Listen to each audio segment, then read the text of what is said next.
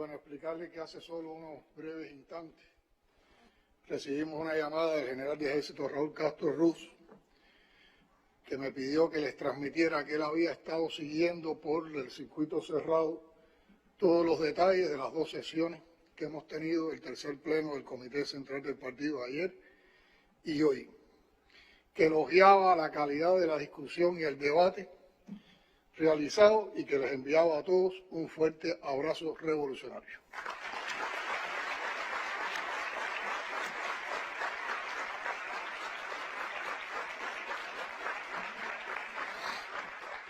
Saludos, queridas compañeras y compañeros, hermanos todos en este arduo camino que solo puede emprenderse con claridad en las ideas que defendemos y confianza en los seres humanos que marchan a nuestro lado. El socialismo es, hasta hoy, la única vía al desarrollo con justicia social. Una apuesta innegable a la inteligencia, la voluntad y la vocación solidaria de hombres y mujeres conscientes de que hacen camino al andar. Otros lo han emprendido antes y nos han dejado lecciones, positivas o negativas, que no podemos ignorar, pero siempre atemperándonos a lo que singulariza nuestra experiencia concreta: historia, tradiciones, identidad y, por supuesto, el carácter y la cercanía de un adversario poderoso que lleva siglos al acecho. Ese adversario no acepta la soberanía y odia nuestro sistema social. Somos demasiado libres para lo que ellos consideran su patio trasero y demasiado atrevidos por elegir el camino del socialismo. Cuba libre, soberana y socialista en las narices del imperio, eso somos. Y en ese somos, que entraña una alta cuota de resistencia y creatividad heroica, al cierre de otro año difícil, llegó el momento de felicitarnos. Las actuales generaciones de revolucionarios se están probando en la pelea. La historia de Cuba está preñada de episodios de resistencia insuperables, pero ninguno de nosotros, desde las actuales responsabilidades, habíamos vivido años tan plagados de desafíos y amenazas. Vencerlos es una proeza. Rememoremos las batallas. Bloqueo reforzado con 243 medidas adicionales, en medio de una pandemia con picos escalofriantes de contagios y fallecidos, saturación de hospitales, escasa disponibilidad de medicamentos y déficit elevado de oxígeno terapéutico, problemas en la generación eléctrica, desabastecimientos de productos de primera necesidad, altos precios, crisis global en la transportación de mercancías, guerra de cuarta generación apoyada en una campaña de descrédito vil y calumniosa contra las heroicas brigadas médicas, contra las leyes en curso, contra cada medida o acción de resistencia, contra el liderazgo revolucionario, contra las familias. Adicionalmente, y tratando de fragmentar a una sociedad que debe su existencia a la unidad, han hecho todo por arrancarle el alma a la patria, acosando a sus artistas y poniendo en venta el servicio de algunos a las peores causas. Creyendo que la acumulación de esos factores bastaría para concretar el anhelado estallido social, se puso en marcha un plan desestabilizador que aún no ha cesado. Ese plan debía alcanzar su clímax el 15 de noviembre pasado. En algunas plataformas digitales se habló incluso del último día de la Revolución cubana. Sin embargo, fue el último día de una obra muy ensayada que nunca llegó a estrenarse. En razón de la fuerte campaña a su favor, adquirió cierta notoriedad el articulador del acto teatral Interruptus, que ahora sus empleadores tratan de usar poniéndole cámaras y micrófonos por donde quiera que se mueve. En lo que algunos analistas llaman la miamización de Madrid, la derecha dura de la vieja metrópoli está compitiendo con los impresentables políticos anticubanos basificados en Miami. Detrás de esta nueva temporada teatral hay un antiguo y pérfido propósito: restaurar la posición común que tan mala memoria dejó en la política europea, en tanto la subordinó obedientemente a los mandatos de Washington contra Cuba. El temido fantasma del comunismo ha vuelto a recorrer el mundo con la creciente derechización de la política europea. Los excesos que impulsó el neoliberalismo ya no se sostienen, pero los grupos económicos privilegiados se niegan a corregir las profundas desigualdades que el libre mercado acentúa sin piedad y usan todo su poder económico y mediático para espantar las alternativas. La orden es atacar a cuantos cuestionen el status quo, evitando por todas las vías que el socialismo pruebe sus posibilidades, su viabilidad. Y Cuba, con sus jóvenes, está en primera fila de la vanguardia revolucionaria, empeñada en probar que sí es posible un modelo diferente de sociedad donde el hombre no sea depredador, sino un elemento de equilibrio y sostenibilidad. El solo hecho de que hayamos llegado hasta aquí, con los férreos candados de 62 años de bloqueo en la puerta de casi todas las oportunidades, dice mucho sobre lo que podríamos conquistar sin esos obstáculos. Sin dudas, hemos errado en ocasiones, nos movemos con excesiva cautela para impulsar cambios que requieren urgencia, pero cualquier intento de juzgarnos exige en primer lugar un análisis de lo que Cuba puede hacer, cercada y acosada por la mayor potencia de la historia. Los articuladores de las campañas contra Cuba se empeñan en convertir en marca determinadas fechas escogidas y fabricadas como símbolos contra la revolución. Se salta la narrativa en torno a disturbios y se premia generosamente a los narradores, mientras se pretende condenar a Cuba por encarcelar y enjuiciar a quienes participaron en los hechos vandálicos que sus propias redes dispersaron por el mundo, creyendo entonces que eternizaban un fin que no llegó. Compañeras y compañeros, en la reciente 20ª cumbre del ALBA TCP se denunció el doble rasero de quienes acusan a gobiernos de izquierda por encarcelar a los que violan nuestras leyes, pero nada dicen de los detenidos y condenados por el asalto al Capitolio de Estados Unidos a comienzos del año. Son los mismos que lanzan diatribas constantes contra Cuba en nombre de supuestas violaciones contra los derechos humanos y exigen la extradición de Julian Assange para condenarlo de por vida por haber ejercido el derecho de acceso a la información. Cuba es un Estado soberano, responsable por la defensa de su seguridad y su soberanía. No tiene que rendir cuentas a nadie más que a su pueblo.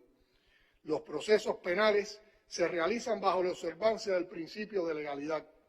Ningún menor de 16 años está encarcelado en prisiones comunes porque la ley cubana no encarcela a niños. Tenemos escuelas de formación integral para la atención a menores. Basta ya de falacias. Esta rara dictadura, cuyos supuestos desaparecidos o perseguidos suelen reaparecer paseando por ciudades europeas o norteamericanas, tiene una amplia trayectoria en el tratamiento a su población penal y tiene una moral muy alta para no aceptarle acusaciones a los mayores violadores de los derechos humanos en el mundo, dentro o fuera de su país, lo mismo en Vietnam que en Irak o en territorio ilegalmente ocupado de la base naval en Guantánamo. Tampoco aceptamos etiquetas ni rótulos.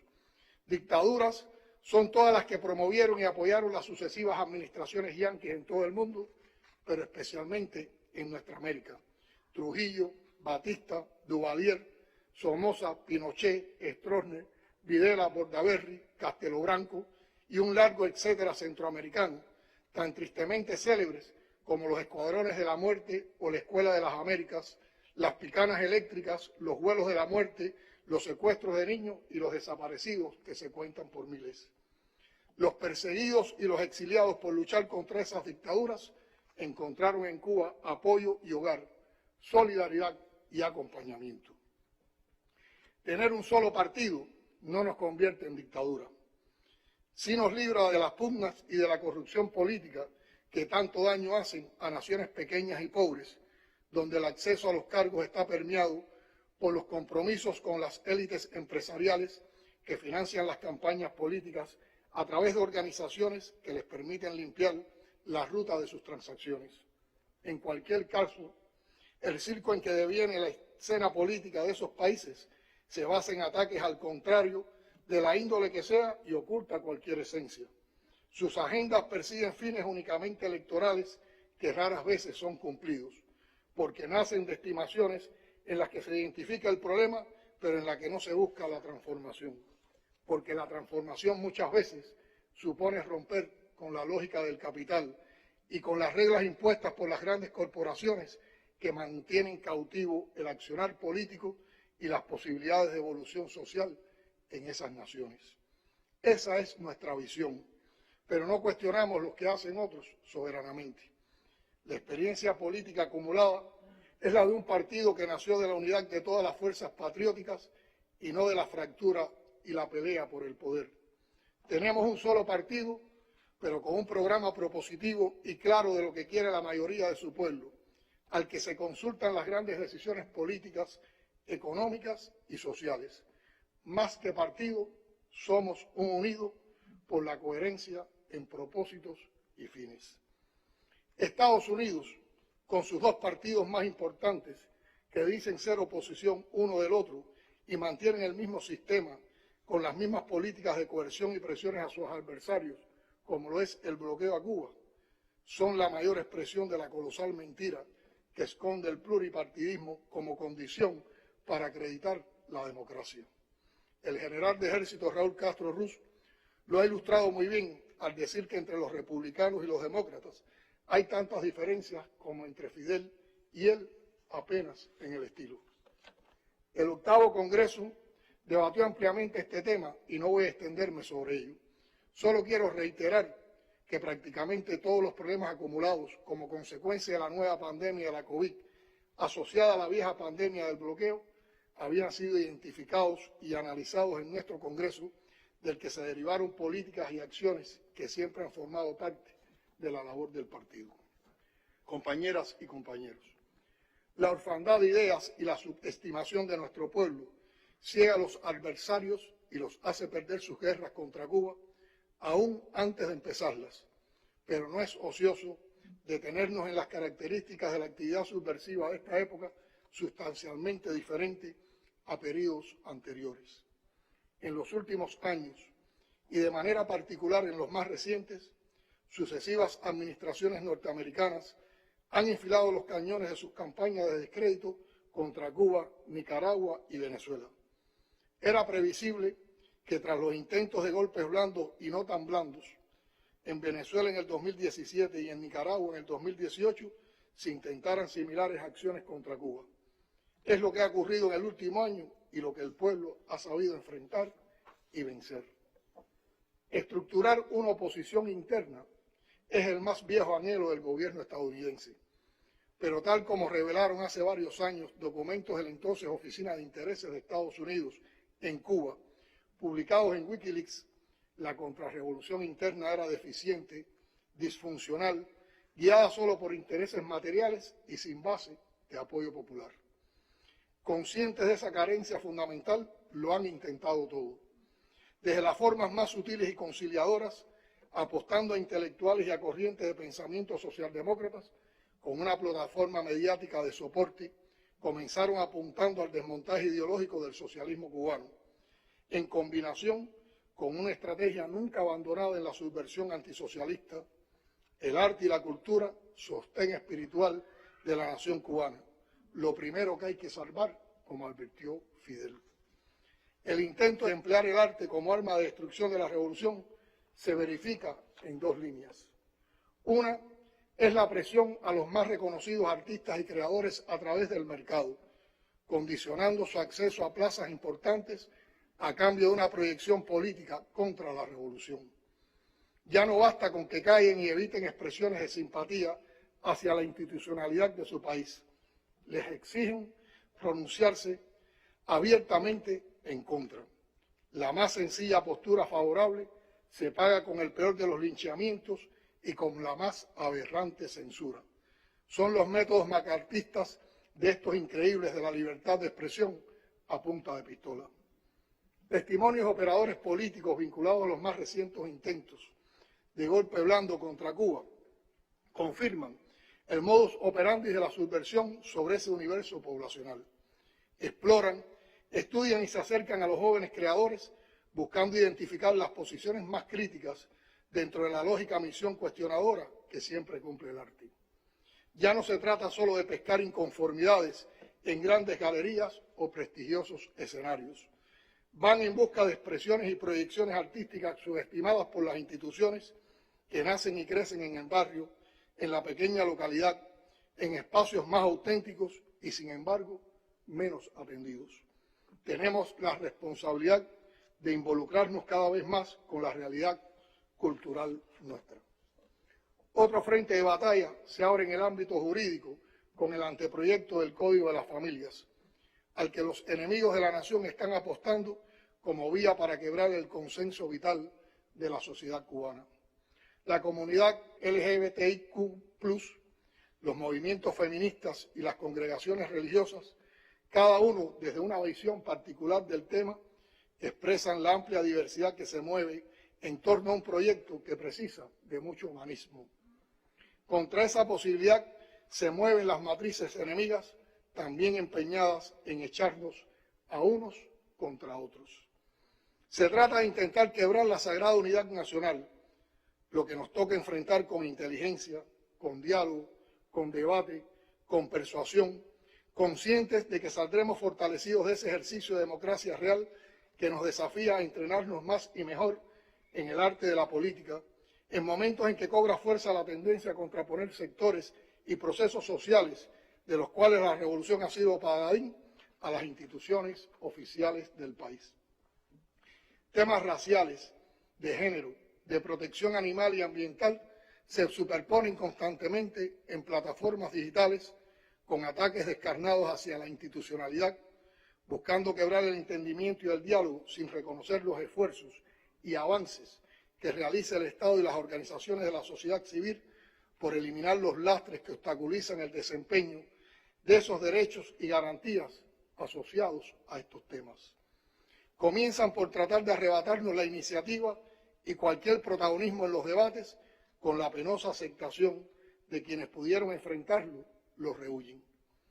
En algunos es cierto que nos hemos quedado a la saga o llegado hasta un punto, es ahí donde tenemos que dar un salto, y en otros hemos avanzado mucho, pero tal vez no comunicado lo suficiente, debatido lo suficiente, consensuado lo suficiente, y ese es otro reto que tenemos, extender aún más los procesos de debate y participación alrededor de los proyectos o procesos sociales que emprendemos. Enfrente tenemos más de un espacio tomado por extremistas, fundamentalistas, donde las fuerzas anticubanas, generadoras de odio, actúan en permanente disposición para el linchamiento a base de mentiras, manipulación, tergiversaciones, incitación a la violencia e incluso a la agresión militar. Todas estas batallas transcurren en los medios tradicionales de comunicación, pero alcanzan su momento más intenso y decisivo a partir del uso de modernas herramientas de comunicación e interactividad que le dan a los sujetos la sensación de que poseen la capacidad de influir en los asuntos en debate. Es justamente en esos ámbitos donde aún actuamos en desventaja, a veces por los modos en que operan algunas plataformas con algoritmos que no nos favorecen, pero también porque es preciso que movilicemos más y mejor talentos y energías con lógicas asociadas a esas herramientas. No basta con tener un arsenal de ideas y verdades como templos para defender. Es imprescindible moverlas con inteligencia, eficacia y rigor. Sometidos a un constante intento de desmontaje del socialismo cubano, desde presupuestos supuestamente de izquierda o progresistas, que muestran solo lo negativo mientras ofrecen recetas engañosas, en paralelo con ataques irreflexivos, irracionales, contra cualquier alternativa al capitalismo, la solución no está en retirarse o en callar. Tenemos una revolución siempre más grande que todos nosotros mismos, que tiene todavía mucho que contar, incluido lo que hemos aprendido a descartar porque no funciona o funciona mal. No olvidemos nunca el concepto de revolución que nos legó Fidel. Es tiempo de cambiar lo que deba ser cambiado sin renunciar a nuestros principios. En particular, los viejos modos de hacer la comunicación, porque la época lo impone y porque, como diría el inolvidable Aute, nos va la vida en ello. Compañeras y compañeros, este tercer pleno nos confirma que el 8º Congreso no terminó al clausurarse sus sesiones. Los temas propuestos y debatidos son del máximo interés de nuestro partido. En el caso de las modificaciones a los reglamentos a todas las instancias, deben favorecer una dinamización de los procesos internos. Será tarea permanente revisar cómo estas modificaciones impactan la vida de los núcleos y cuán efectivas son. Son estos asuntos de rutina que en cualquier circunstancia debemos atender. Pero ayer y hoy se han abordado prioridades y esencias en las misiones del partido que trascienden los ámbitos de la militancia para impactar al conjunto de la sociedad. Algunas fueron objeto de intensas jornadas de debate durante el Congreso, como las acciones para revitalizar y actualizar el funcionamiento de los comités de defensa de la revolución y la Federación de Mujeres Cubanas, el trabajo partidista en función de la investigación, la enseñanza y la divulgación de la historia de Cuba y del marxismo-leninismo, y el Programa Nacional para el Estudio, Investigación y Difusión del Pensamiento, la vida y obra del comandante en jefe Fidel Castro Ruz. Asuntos todos que atañen a la ideología y, por extensión, a la defensa de la revolución, tanto como la prevención y el enfrentamiento a la subversión. La agenda de la reunión se completó con temas medulares para la economía de la nación, como la propuesta para salvar la industria azucarera, sus derivados y generación de energía, y el plan de la economía y el presupuesto para el año 2022. En mi opinión, el informe al Pleno sobre el trabajo del Buró Político es ejemplar en dos sentidos. Resume en pocas cuartillas un profundo trabajo de meses que de algún modo conocemos todos por ser partícipes y a la vez muestra evidencias de una conexión con los principales problemas y demandas del pueblo. Así deben ser nuestros documentos y discusiones, breves y profundos, con menos diagnósticos conocidos y más acciones nuevas y eficaces por probadas en la práctica. Resulta paradójico y contradictorio que hablemos de poner el trabajo al ritmo de los tiempos y sigamos pensando en publicaciones tradicionales, subestimando el alcance e impacto de las nuevas tecnologías en los públicos jóvenes que se plantea conquistar y escribiendo prácticamente cada tarea que deben cumplir los cuadros y los miembros de fila de nuestras organizaciones.